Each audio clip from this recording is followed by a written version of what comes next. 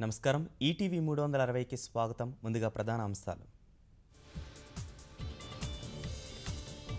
Homework చేయలేదని ఉపాధ్యాయుడి పైశాచిక దండన. గుంటూరు ప్రభుత్వ ఆసుపత్రిలో చికిత్స పొందుతూ విద్యార్థి మృతి.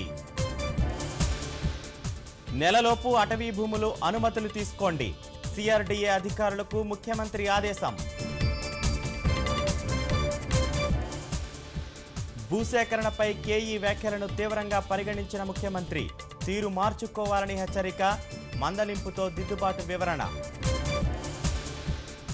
భూసేకరణ ప్రభుత్వ అభిమతం కాదు.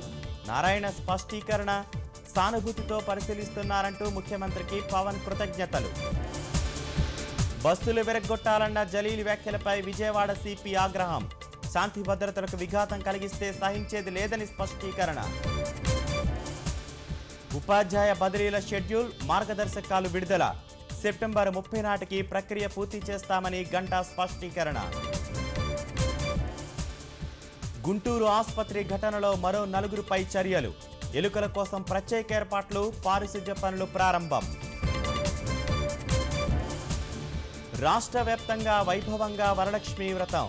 పూజలు, కుంకుమార్చనలతో కిటకిటలాడిన ఆలయాలు.